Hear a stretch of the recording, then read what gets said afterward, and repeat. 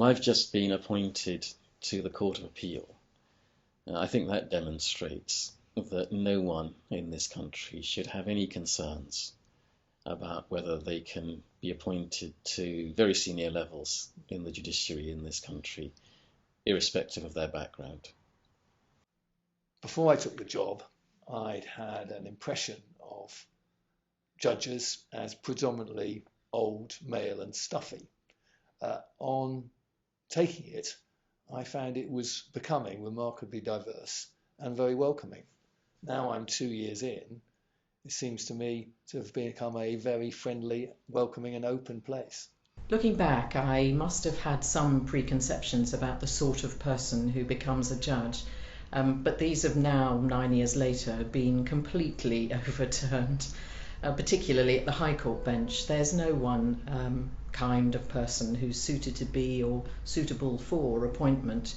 There are all kinds. What we all have in common, I think, is an appetite for learning and a pride in exercising independent judgment.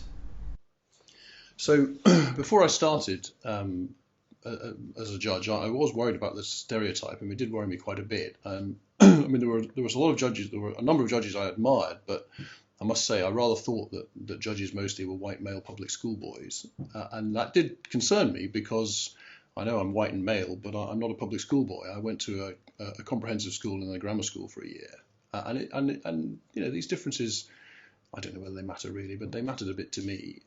What really struck me when I did take the plunge and become a judge was that it really isn't like that. I mean, of course, there are some white male public school boys in the judiciary, but it's much more collegiate than I expected. If I keep my door open, people come in and chat. The roles building here where I work is a great arrangement. We're all in the same area, and judges come in and out, and we talk and chat and laugh sometimes, believe it or not. And it really is much more diverse than I expected it to be. Following my appointment, I found that there was strong support from judicial colleagues, and also having the support of your own clerk is extremely helpful in managing the day-to-day responsibilities. There is also surprising flexibility in relation to sitting arrangements depending on your personal circumstances. One of the things that I found a bit off-putting when I thought about it and was considering applying was the whole business of going on circuit. I'm not sure that many of us understand what that actually involves, first of all, but you have a vague idea that it involves being sent out of London to go and do a criminal trial somewhere for a long time. And a lot of people are put off, I think, by the idea that that's going to take them away from their family, their home for weeks and weeks. And it does. And I thought, well, what's the point? But surely we have a competent regional judiciary who can deal with these cases. And of course, the answer is we do, but there are mutual benefits. There are benefits to the people who get sent out. They go and see the way other people do things. They learn about courtcraft from other people on circuit. I think that we can bring a different perception to circuit. But the point is the work is really enjoyable, and the process of being on circuit is really an intellectually stimulating one, and you can get back at weekends. You can even get back in the evenings if you're going to somewhere close to. One particularly pleasant aspect of this job, and I think a well-kept secret, is how flexible the work can be. Of course, there's a huge amount of work to be got through, and sometimes it can seem unrelenting. But we do have vacations, and it's possible to spend time off with children and families more generally during school holidays in a way that is quite difficult to achieve with a busy practice.